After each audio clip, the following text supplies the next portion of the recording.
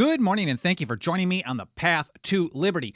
I'm Michael Bolden with the 10th Amendment Center, and this is the show for Wednesday, February 22nd, 2023. And rather than giving you an overview of what this show is going to be about, I think the best way to do that is actually to start out with one of the articles that I want to cite today, primarily one by Mike Meharry that we published yesterday, titled "The Federal Government Has a Spending Problem, and That's a Problem for Everybody." He starts out with this: "It shouldn't come as any surprise that the biggest government in history," remember, the largest government in history, has nothing to do with a limited constitutional government that the founders and ratifiers gave us back, some time ago. It's not even close to it.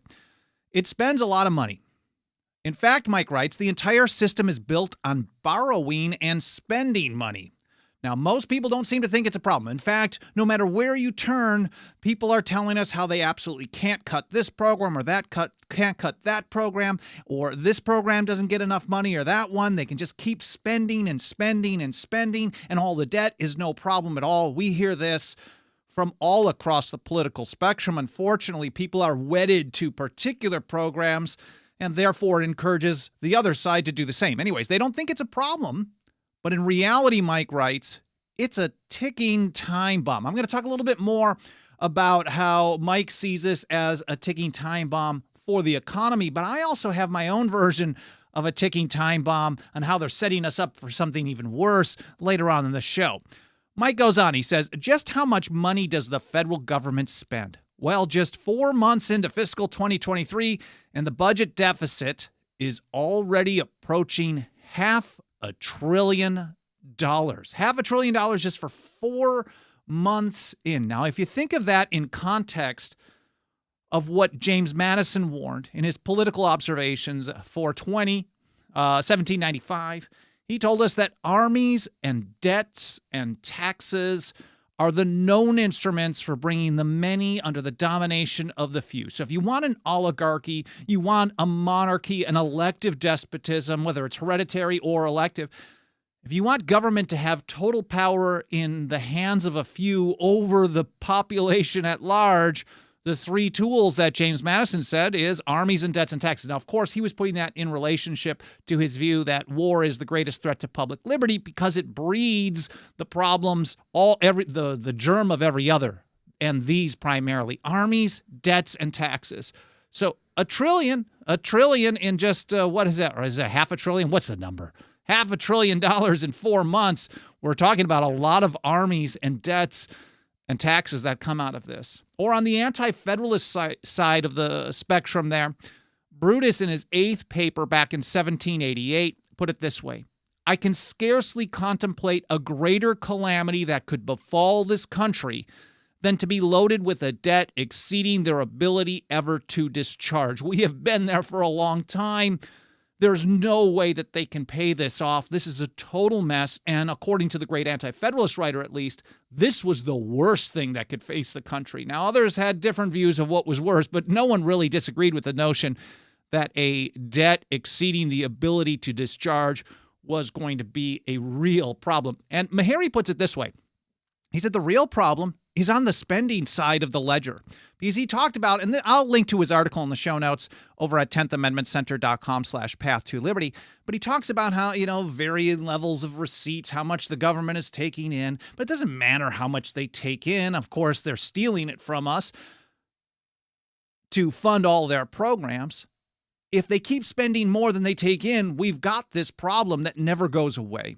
He said the real problem is on the spending side. The administration is blowing through roughly $500 billion every single month. Even just a decade ago, this would have been just absolutely insane to think about. Oh, they're going to start spending this much money, and we would have been called nut jobs. Mike says there is no indication that the spending freight train will slow down anytime soon. This is getting worse and worse and worse. And he put it this way: in perspective, every American citizen, now this is without calculating for inflation in 20 years, for example, would have to write a check for $94,203 in order to pay off the national debt. Now, we're not just going to talk about the national debt because it leads to so many more problems. But Jefferson told us that this type of deficit spending is really a scam. It's a ripoff. It's evil. It's morally totally wrong. He said the principle of spending money, this is in a letter to John Taylor of Caroline, 1816, I believe. I will link to it so you have the exact reference. The principle of spending money to be paid by posterity under the name of funding is but swindling futurity on a large scale. So spending money for funding stuff, but especially as a debt instrument or as a tool of running up more debt, is ripping people off in the future on a large scale. And here's how Mike Meharry puts it. The federal government can't keep borrowing and spending without the Fed monetizing the debt. And mind you, things that can't go on forever don't. You can't continue to... If you've ever been like I was when I was really young and dumb and I, got my hands on a credit card and I thought, oh, wow, I can just... There's all this free cash. And I didn't learn any fiscal responsibility until it was taught to me by basically running to the point where I charged up far more than I ever had the ability to pay. That caused me a lot of problems personally for quite some time. Even though governments seem to be able to get away with this for much longer, over time, it can't go on forever. But one way that they keep perpetuating this ripoff, this swindle on a large scale, is through something called monetizing the debt. Mike writes that it needs the central bank, that's the Federal Reserve, to buy treasuries to prop up demand. And I'm going to break this down much easier in just a moment. Without the Fed's intervention in the bond market, prices will tank, driving interest rates on U.S. debt even higher. And the higher the interest rate is, sooner or later, it becomes one of the largest budget items, if not at all. Now, you may have heard this term again, monetizing the debt, the TLDR, so we don't have to get into all the weeds on this today. It's basically money printing. And David Stockman, I will link to this as well, he called this type of monetization, massive monetization of the public debt, to be a financial fraud on a biblical scale. Now, I'm going to get to that a little bit more on that in just a moment. We've got some big warnings from leading founders on the evils and dangers of paper or fiat money and the ticking time bomb that we're facing with all this spending and debt. But I also think something that could drive us to even a worse place. I'm going to have a few comments on a CBDC or a potential one a little bit later in the show. But I should mention first, I keep mentioning, I'm going to link to this stuff in the show notes. I publish a blog post a couple of hours after the live stream is done. It's going to be a little bit late today. I've got an interview with Wall Street Journal shortly after I'm done here. So I'll have it published at some point today over at 10thamendmentcenter.com/path-to-liberty. And in every episode, there's a show notes section where I include all the stuff that I'm talking about. So Mike Meharry's article today, links to these original source documents, these quotes that I'm citing, David Stockman, etc. That's over at 10thamendmentcenter.com/path-to-liberty. And also, I should mention that if you want to help us get this kind of information out to more and more people, reach more people with this podcast, with our articles, our email campaigns, our activism to support nullification efforts, to stand for the Constitution and liberty, whether the government happens to like it or not, and they always happen to dislike it, they hate this kind of stuff. Nothing helps us get that job done more than the financial faith and support of our members. You can join us for as little as $2 a month over at 10thamendmentcenter.com/members. And before I get back to it, just a quick moment to say a huge thank you to a handful of people that joined us as members lately. There's Barbara here in California, Wayne in Colorado, John in Connecticut, Ken in Texas, Ann in Michigan, and also James in Michigan. I appreciate you guys. I appreciate everyone here, whether you have the financial means to support us for as little as $2 a month or not. Thank you for being here. Anyways, let's get right to this info again. This swindling. It's all enabled by this money printing, which can only exist under a fiat money system. And fiat is basically something that is made money by government decree. It's not backed by anything. It's not the market determining that something is money. And here's how my friend Jeff Deist over at Mises Institute put it in a recent article that I think is very good. He said, modern money is political money, fiat money, which is to say it is a tool of government and an instrument of political power.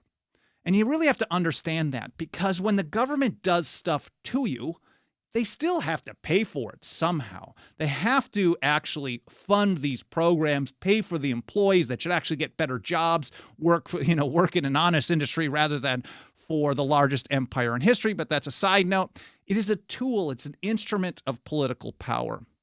Political money, Jeff writes, is radically different from commodity money and can be understood only in the context of the perverse incentives afforded to the political class in a supposed democracy.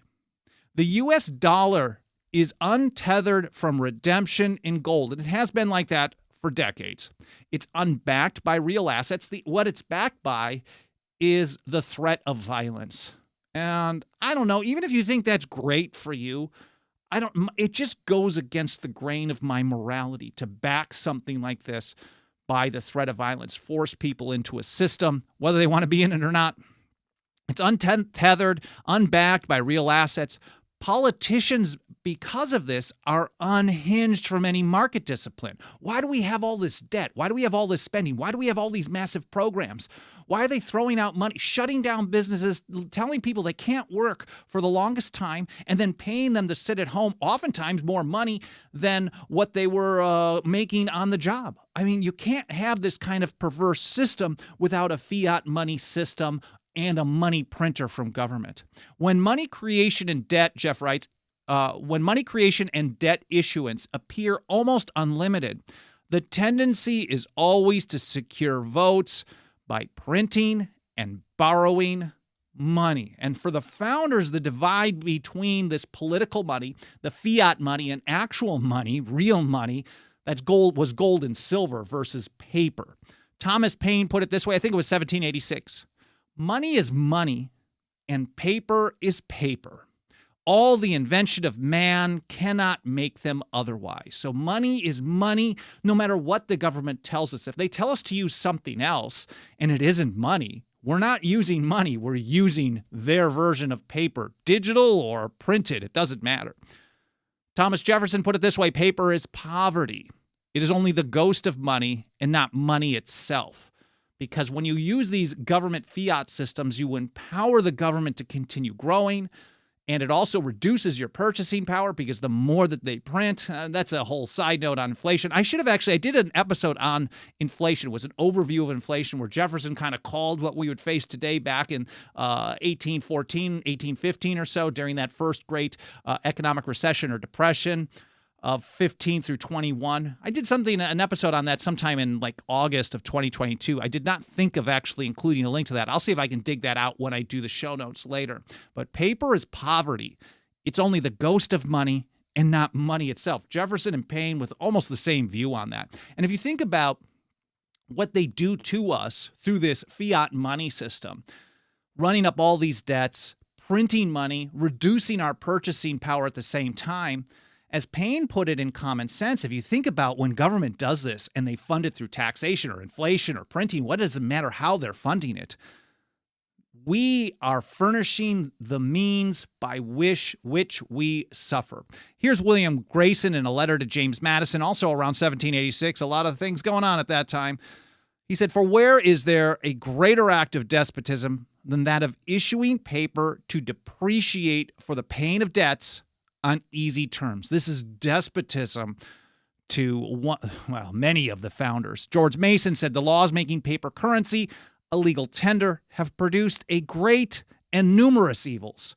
Or George Washington had one of my favorites on this that I only learned recently. This is a letter to Jabez Bowen in January of 1787. He's referencing all the problems of the fiat money that was being thrown out there in Rhode Island. He said, "Paper money has had the effect in your state that it ever will have, to ruin commerce, oppress the honest, and open a door to every species of fraud and injustice." And we're seeing this all around us today. Thomas Paine sums it up, and we'll move on to the next topic here in just a moment.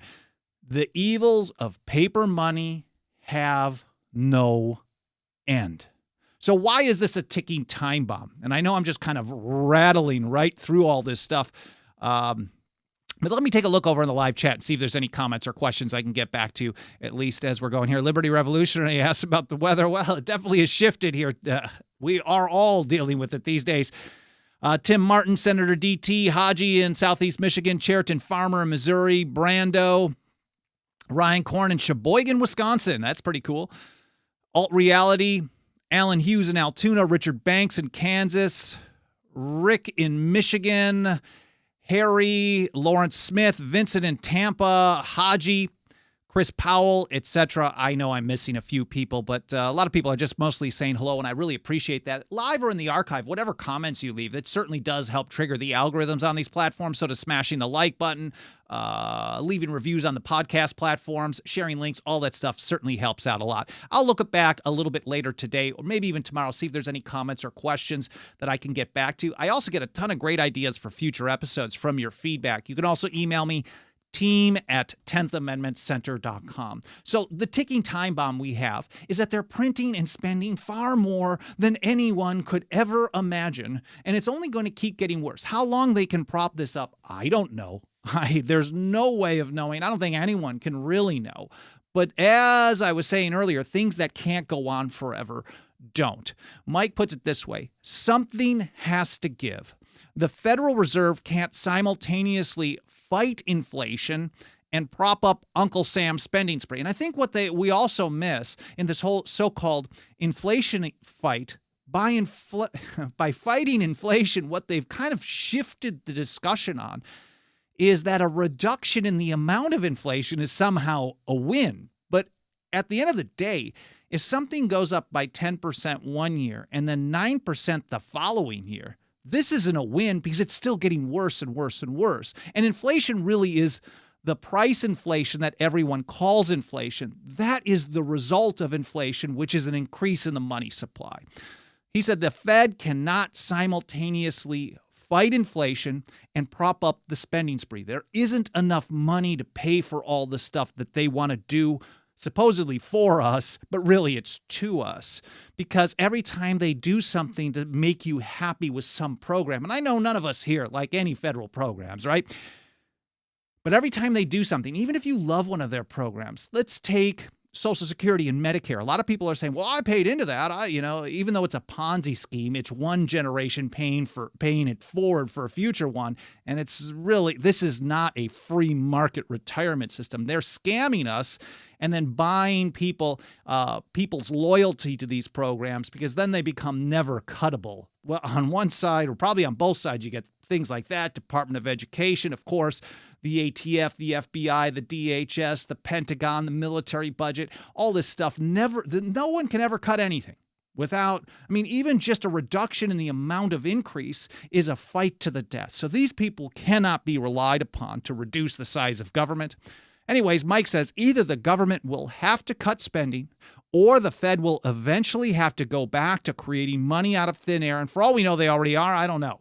In order to monetize the debt, they have to keep coming up with more loot to pay for the stuff that they can't pay for. That means more inflation, which means you pay even more for everything you buy. And that's kind of the very cautious way of putting things are really bad. He's not even getting into how bad things can spiral into when you get into inflation getting out of control. A combination of monetary inflation, price inflation, crushing debt.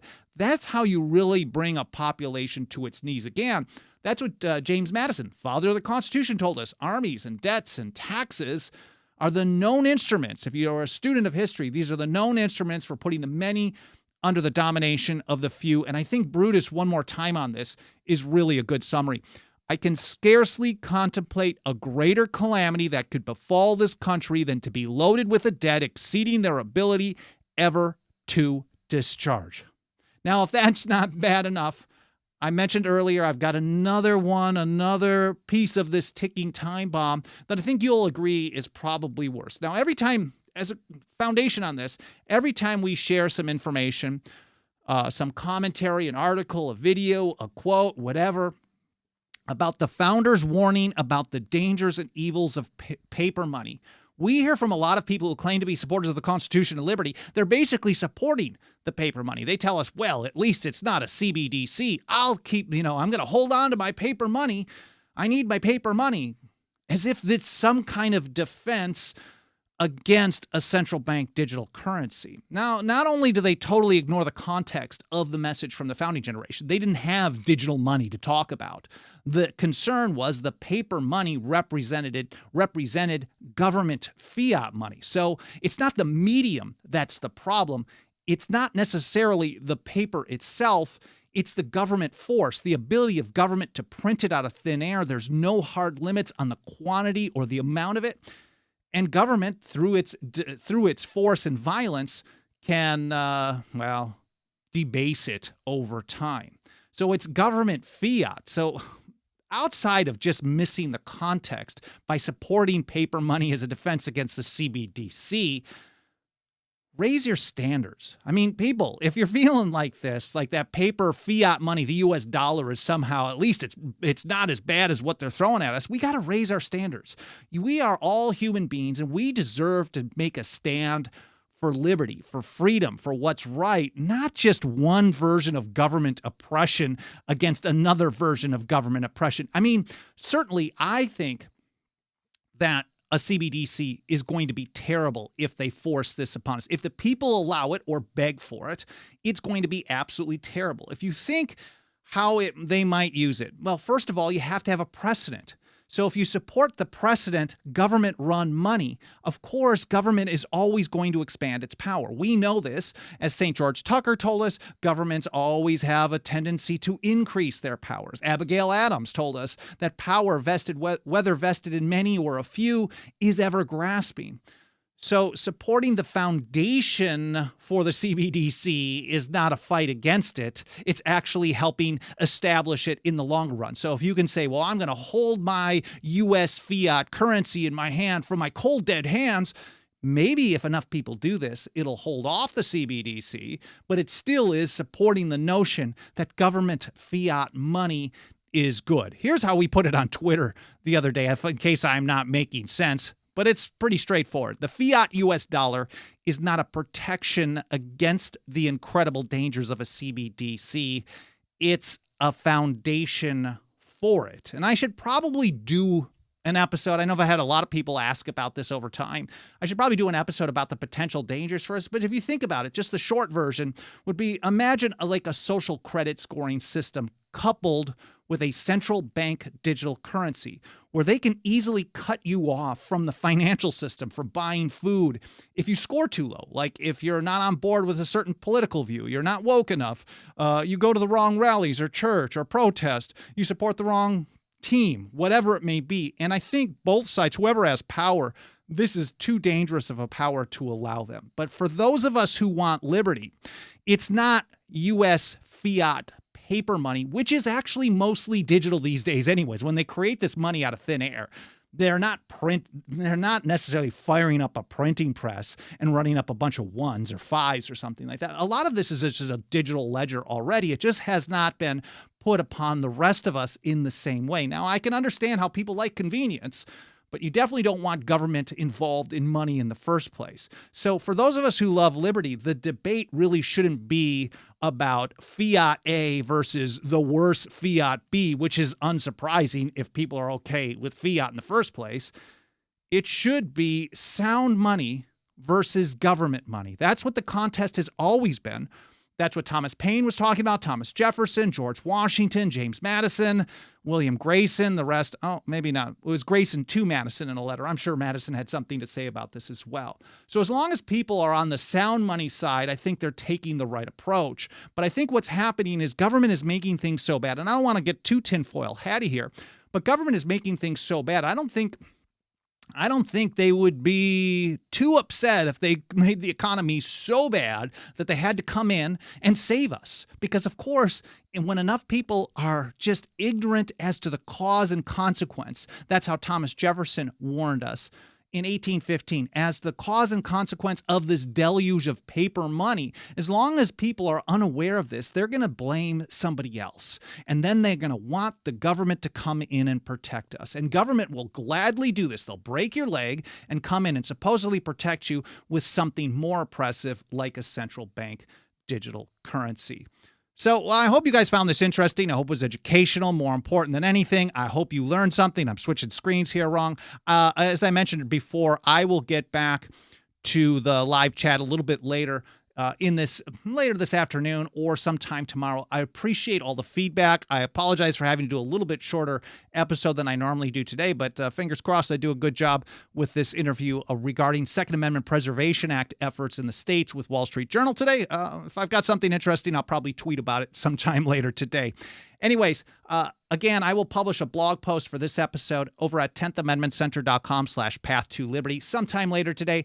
And if you support the show, smash the like button, reviews on Apple Podcast, any other podcast platform, comments, and of course our membership program, 10thamendmentcenter.com/members. Andrea Rodriguez over on Facebook says it's okay to get too tinfoil. So many of us have had enough. I generally don't dive too far into the conspiracy end of things, but I think, a student of history recognizes, and James Madison certainly did as well in a letter to Thomas Jefferson. He said, perhaps it's a universal truth that the loss of liberty at home is to be charged against danger, real or pretended, from abroad. And I think there are times where it's legitimate, especially if I'm doing my best to teach you guys the stuff that I've learned from the founders. I'm basically learning as I go here and trying to expand my knowledge and share it with you guys as I go. And if James Madison himself can be a little tinfoil hatty and recognize that government will use dangers, and of course, he acknowledged they can be real or pretended. Those were his words, not mine. Real or pretended to expand their power and attack your liberty, then I think I'm probably okay doing that as well. Thank you, Andrea. Hi, dude. Juliet as well. Good to see you. Says, thanks. Keep up the great work. Liberty Revolutionary makes a good point. SB 100 in Missouri does address this by taking some big steps toward treating real money as it always should have been. And I might be covering that one again. I've already done it a couple of times in the next episode of Nullification Movement News, which will be out sometime on Friday. Anyways, I got to run. I appreciate you guys being here. Again, 10thamendmentcenter.com/path-to-liberty, and I'll see you next time on the Path to Liberty. Have a great day.